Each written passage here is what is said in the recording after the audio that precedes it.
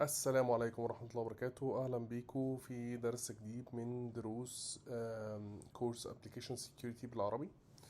النهاردة إن شاء الله هنتكلم عن Threat Modeling، أو العملية اللي بنعملها عشان نحدد إيه الأخطار اللي بتواجه الابليكيشن أو السيستم بتاعنا. فأول حاجة هنبدأ بتعريف الانستراكتور، ده هيكون التعريف الوحيد. وبعد كده إن شاء الله هنبدأ في الدروس على طول. أنا اسمي محمد طلعت، شغال حاليا Head of Offensive Security and Application Security. شغال تقريبا في الفيلد بتاع Information Security من حوالي 8 سنين.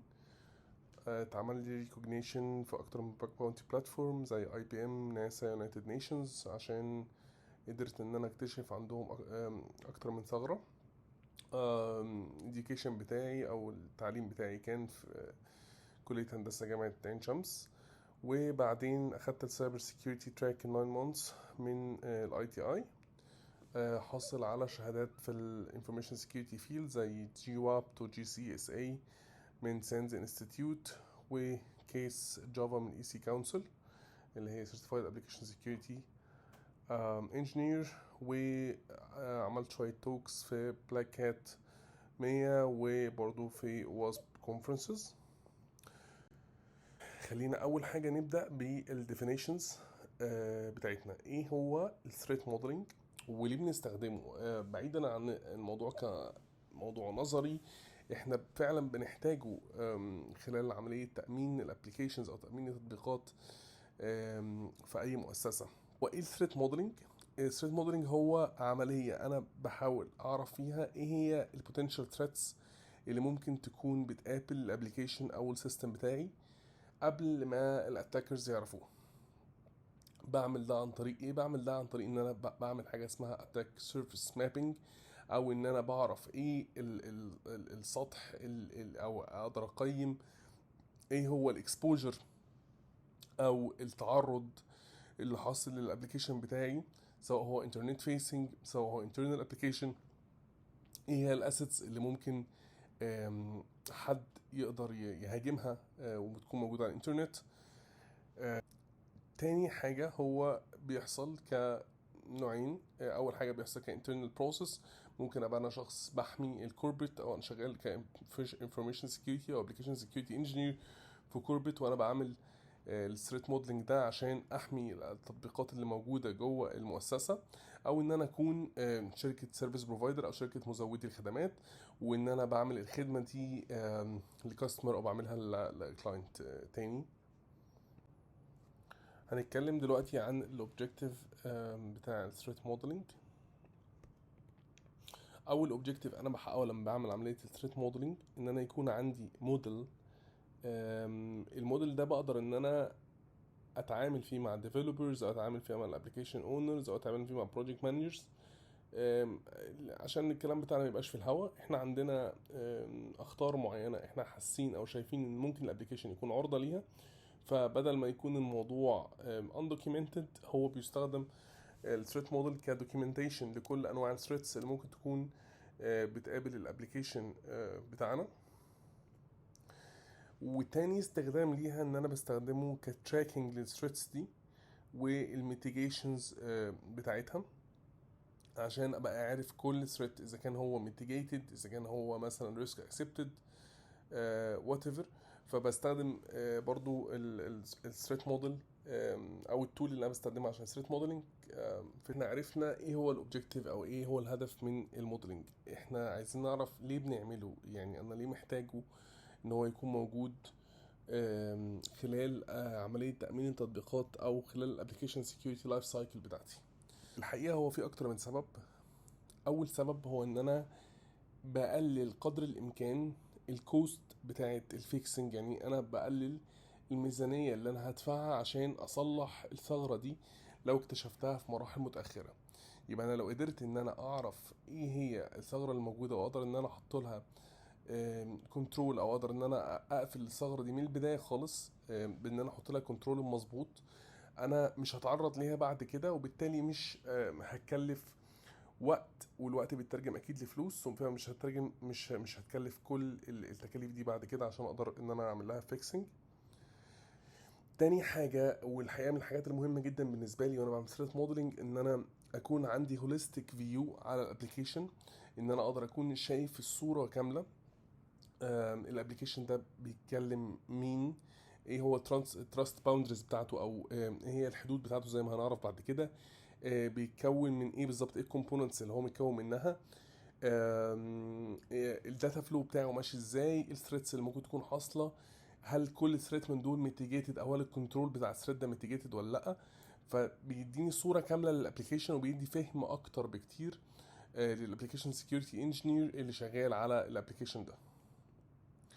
طيب، برضو في حاجه مهمه جدا، ان انت في احيان كتير في بعض التولز التانية زي ساست، داست، اس اي، وات ايفر، من التولز بتاعت السكيورتي او بتاعت الابلكيشن سكيورتي، بتكون عايزه ثريت موديل كنوع من انواع الانبوتس عشان تقدر ان انت تشغل التول التانية.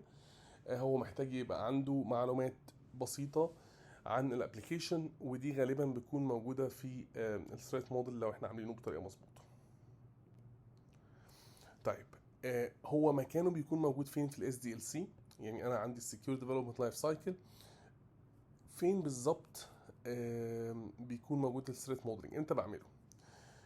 الحقيقه هو بيكون موجود في الديزاين فيز. يعني انا عندي الاس دي ال سي بتتكون من كذا فيز، بغض النظر عن هي ديف اوبس ولا هي شغاله ووتر فول ولا شغاله بأنهي طريقه.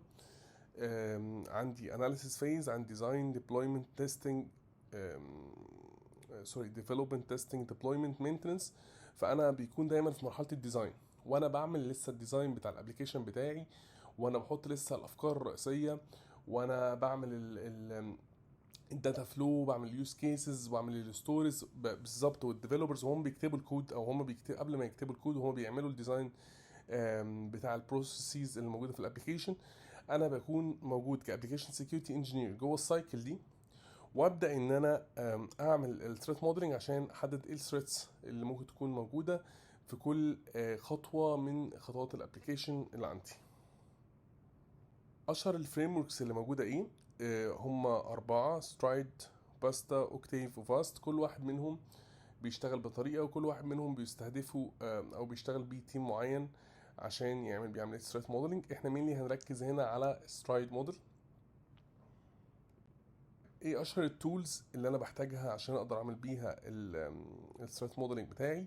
في تولز مشهوره جدا زي ستريت دراجون، زي مايكروسوفت ستريت موديلنج، زي تول من سكيور فلاج او واسب اسمها ثريد كانفاس، وهي دي اللي احنا هنستخدمها النهارده في الكورس بتاعنا.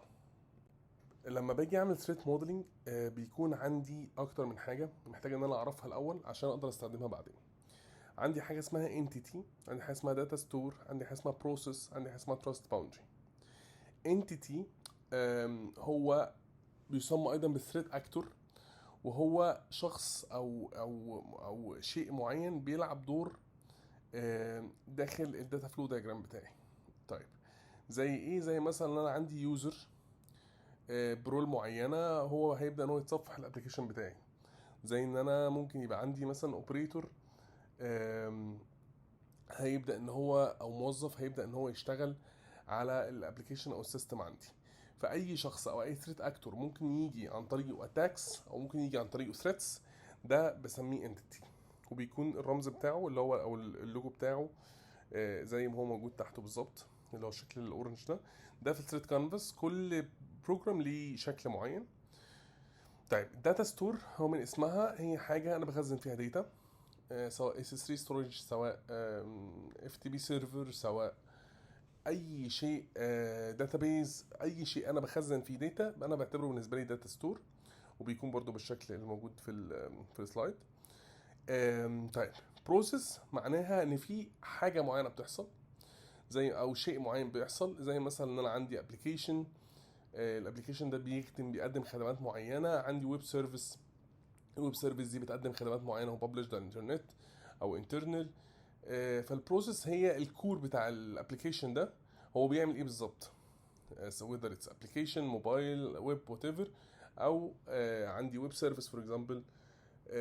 هي دي البروسيس. بعدين عندي تراست باوندري. تراست باوندري معناه حدود الثقة، يعني هو حدود الشيء بتاعي ده فين بالظبط، سواء داتا ستور، سواء بروسيس، سواء انتيتي، هو موجودة فين. يعني هل هي موجوده internal، هل هي موجوده على الانترنت، طب هل هي موجوده على الانترنت وانترنت فيسنج ولا لا. بحتاج ان انا ابقى عارف التراست باوندريز بتاعت كل كومبوننت من الكومبوننتس بتاعتي جوه الداتا فلو دايجرام، عشان اقدر ان انا اخد قرارات مظبوطه بعد كده وانا بعمل ثريت موديلنج او انا بحط ثريتس وميتيجيشنز. برضو حاجتين مهمين جدا نكون عارفينهم في الثريت موديلنج هما الداتا فلو دايجرام، وهو الشكل النهائي اللي بيطلع لما بخلص عمليه الدروينج. يعني بيكون عندي ريليشنز زي ما احنا شايفين، في دايما علاقات بين الكومبوننتس وبين بعضها whether it's process او whether ان هي thread actor او entity، او whether ان هي data store. كل حاجه من دول بتتعامل مع التانية ازاي، is it one way or two way relation. فده برضو حاجه مهمه جدا. الريليشن دي بتكون بالشكل السهم بالظبط السهم اللي معمول ده ومكتوب عليها بالظبط اللي بيحصل عشان الريليشن دي تتم. طيب احنا كده خدنا بيزك ايديا عن الكومبوننتس وازاي ان احنا ممكن نرسم او ندرو الثريت موديل. هندخل بعد كده في ريل وورلد سيناريو عشان يبدا ان احنا نفهم اكتر الموضوع ماشي ازاي. عندنا هنا في الريل وورلد سيناريو عندنا بيقول لك ان انت راجل شغال سكيورتي اركتكت في شركه معينه، ومطلوب ان انت تعمل ثريت موديلنج لابلكيشن ويب ابلكيشن هو published. يا جماعه بصوا، هو دايما بيكون يعني ايه كانه زي امتحان كده، يعني كل كلمه احنا بنترجمها لحاجه معينه على الدروينج. فpublished book store application ويب ابلكيشن بيستخدم S3 AWS باكيت عشان بيستخدمها كستورج، وبيستور الداتا بتاعت العملاء في internal database. طيب هل ده بس ولا في حاجه تانية؟ لا، قال لك ان الابلكيشن ده هو عباره عن ويب ابلكيشن في ريجسترد يوزرز، في يوزرز بيقدروا ان هم يعملوا عمليه تسجيل ويقدروا ان هم يعملوا عمليه اوثنتيكيشن. ده فهمنا من الكلمه دي. اليوزرز دول بيقدروا ان هم يعملوا عمليه فيو، بيقدروا يشوفوا الكتب وبيقدروا ان هم يعملوا شراء للكتب اللي موجوده في الستور ده عن طريق سيرفيس اوردر اونلاين للكتب، ويقدروا ان هم يخزنوا الصور بتاعتهم اللي هم بيرفعوها في الملف الشخصي، بيقدروا ان هم يخزنوها في S3 باكت.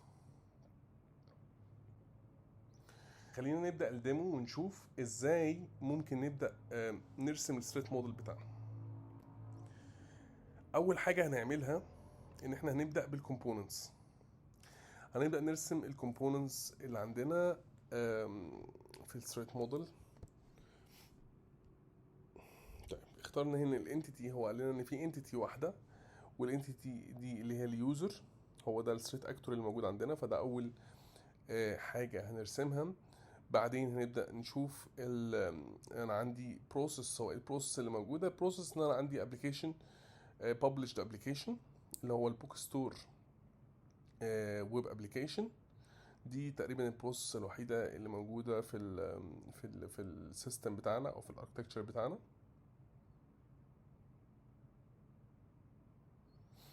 عندي بعد كده فاضل حاجتين اللي هم الداتا ستورز. عندي داتا ستور 1 وداتا ستور 2، فهبدا ان انا اضيف داتا ستور اوبجكت 1 داتا ستور اوبجكت 2.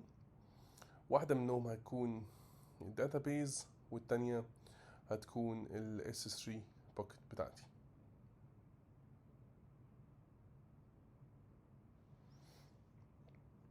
اوكي، نبدأ هنا نرسم التراست باوندريز عشان ابقى عارف كل واحدة من دول النتورك بتاعتها فين بالظبط. فنبدأ باليوزر. اليوزر ده موجود فين؟ هو موجود على الانترنت. طالما هقدر استخدم بوك ستور اونلاين فانا الحدود بتاعتي انترنت. طيب هنخش على الابلكيشن. هو انترنت بس انترنت فيسنج، لان هو موقع الناس كلها عارفاه، بتقدر تخش بدومين وموجود على جوجل وات ايفر، لكن اليوزر مش كده. فهو كده انترنت بس انترنت فيسنج. هو قال لي ان داتابيز انترنال داتابيز، فهتبقى انترنال نتورك بروتكتد انترنال نتورك، والاس 3 اي دبليو اس ستورج موجوده على النتورك بتاعت امازون مثلا فور اكزامبل، فهي هنسميها هنا كلاود نتورك. هنبدا هنا نرسم الداتا فلو دايجرام بتاعي. بنرسمه ازاي؟ بتدوس على كنترول وبتبدا تسحب ارو من اوبجكت لاوبجكت تاني. فاول حاجه هنعملها ان الراجل اليوزر يقدر ان هو بيستخدم ايه من الحاجات دي، هو بيقدر يستخدم الابلكيشن بس. فهنقول ان هو بيعمل كويري او بيعمل براوزنج، ممكن نسميها براوزنج برضو للابلكيشن ده. الابلكيشن او الويب ابلكيشن او الابلكيشن سيرفر بيقدر ان هو يكويري حاجتين، بيكويري الداتابيز الاولانيه وبيعمل كويري للداتابيز الثانيه. طيب العلاقه هنا وان واي ولا تو واي؟ عشان دي برضو من الحاجات المهمه جدا، هي علاقه تو واي. ليه؟ لان انت في ريكوست وفي ريسبونس بيرجع لك. طيب امتى بتكون وان واي؟ الاكزامبل على كده مثلا لو انا عندي حاجه بترسل بس في اتجاه واحد، انا ما بقدرش ان انا اكلمها خالص. يعني انا عندي مثلا لسه سنسور، السنسور ده بتاع كاميرات مثلا وبيبعت ريدنجز على سيستم كاميرات. فانا مش انا ما عنديش اي ريكوست اقدر اعمله للكاميرا، لكن هي دايما الكاميرا هي اللي بتبعت الريكوست بتاعتها للسيستم بتاعي. ففي الحاله دي هو هيكون وان واي. لكن في حالتنا دي كل الاروز او كل البروسيس او كل الريليشنز بتاعتي هي تو واي ريليشنز. هنبدا هنا نحط ايه الثريتس اللي موجوده عندي. هنبدا ندخل ايه هو اكتر حاجه مهدد بالثريتس هنا، هو الابلكيشن نفسه. هنبدا نختار من منيو هنا الثريتس اللي موجوده.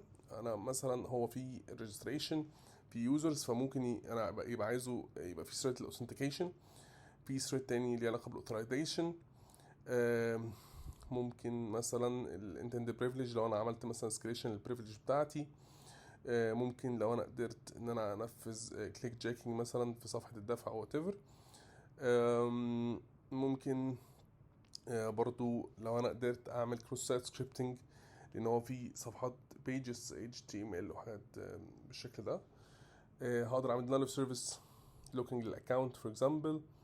هبدا اشوف بقى كل الثريتس اللي ممكن تكون بتهدد الاسيت بتاعتي بناء على اللي انا عارفه عن السيستم. يعني في حاجات هي مش هتكون ابليكابل بالنسبه لي فانا مش هحطها. يعني انا مثلا مش هحط هنا اي حاجه لها علاقه بالاكس اكس اي او بالاكس ام ال انجكشن. انا عارف ان هي مثلا الداتابيز دي ماي سيكوال، فانا مش هحط حاجه ليها علاقه بالنو سيكوال انجكشن. ابدا ان انا اختار الثريتس بس اللي ليها علاقه بالابلكيشن. او مثلا انا خايف هنا ما يكونش فيه لوجينج، فانا هضيف هنا زي ما ضفنا مثلا انسكيور او نو لوجينج مثلا. ممكن اضيف هنا اس ار اف لو انا شاكك فيها. ممكن اضيف السيكول انجكشن از لونج از ان في داتابيز. طب لو مفيش داتابيز مستحيل يكون في سيكول انجكشن ثريت. ابلود اوف ماليشيس فايل، بما ان اليوزرز بيقدروا يعملوا ابلود للصور بتاعتهم وهكذا. شوف كل الفانكشنز اللي ممكن تكون موجوده عن طريق ان انا بعمل الميتنج بتاعي مع الاونر او الستيك هولدر، وببدا ان انا احط الثريتس المقابله لكل نوع من انواع الفولنربيلتيز اللي ممكن تكون حاصله او ان انا ممكن اكتشفها، او اقدر اعمل ميس يوز للابلكيشن بتاعي. طيب هنا هنبدا نتكلم عن الميتيجيشنز. انا محتاج بقى اشوف الميتيجيشنز، او ابدا ان انا في اللحظه دي هبدا ان انا ابعت الموديل ده للاونر او للديفلوبرز او للاركتكت وات ايفر مين اللي مسؤول عنه. وهبدا ان انا اشوف ايه انواع الميتيجيشنز اللي ممكن تكون موجوده، او ايه كنترولز اللي ممكن تكون موجوده على كل واحد فيهم.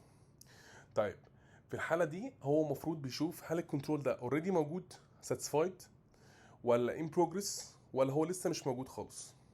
تمام.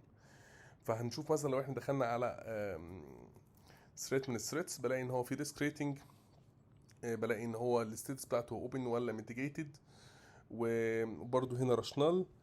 وبشوف الكنترول اللي ممكن المفروض يكون ابلايد في اللحظه دي. وهنا برده ممكن اعمل بلاي ناو عشان لو عايز اشوف ايه انواع الاتاكس اللي ممكن تتسبب في الثريد ده، ايه انواع الفولنربيلتيز اللي ممكن تكون حاصله.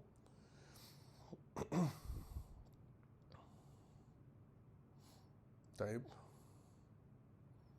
هنا بنشوف مثلا واحد تاني عايز اغير الستاتس بتاعته، عايز اشوف الكنترولز اللي موجوده. هنا بقدر اغير الستاتس بتاعت الكنترول. ممكن اقول مثلا ان انا الكنترول ده عندي اوريدي امبلمنتد، هل هو موجود اوريدي ولا لا، فبالتالي هل الريسك ميتيجيتد ولا لا.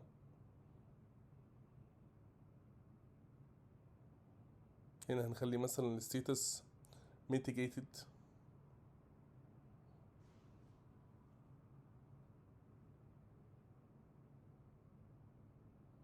هنا ممكن نعمل ريسك اكسبتنس، في حاله من الحالات ان البيزنس مش يعني بيزنس متقبل الريسك او الثريت اللي ممكن يحصل، وما عندوش نيه في الوقت الحالي ان هو يعمل فيكسنج او يعمل ابلاي كنترول لاي سبب من الاسباب، فهنا بنختار ريسك اكسبتنس.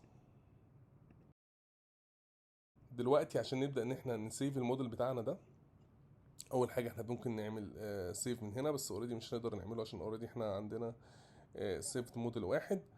طيب هنا ممكن اعمل سمري توريني بقى، تطبع لي زي PDF توريني كل الحاجات اللي احنا عملناها، بدايه من الدايجرام، داتا فلو دايجرام اللي احنا رسمناه بالتفاصيل، وبعدين سمري للريسكس، الاوبن ريسكس اللي موجوده از بير الثريتس اللي احنا حطيناها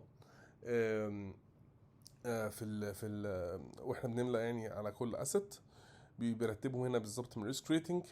وبعد كده بيوريني ايه ميتيجيتد ريسكس اللي احنا طلعناها واتعمل لها ميتيجيشن، وبعد كده بيبدا ان هو يشو النود اناليسيس بالنسبه للنود اللي احنا ضفنا عليها الثريتس اللي هي البوك ستور ويب اب، بيوريك التفاصيل بتاعتها وبيوريك التفاصيل بتاعت الكنترولز اللي ممكن تكون موجوده.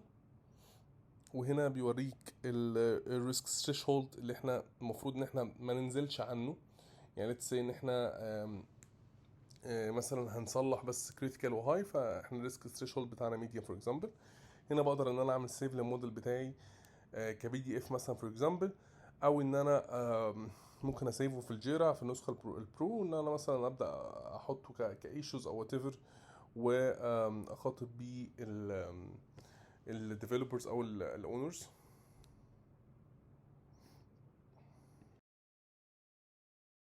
ده كان فيديو سريع شرحنا فيه حاجه اسمها رابid ثريت موديلنج عن طريق الثريت كانفاس، ولو في اي سؤال بقى هستنى الاسئله بتاعتكم ان شاء الله. شكرا جدا.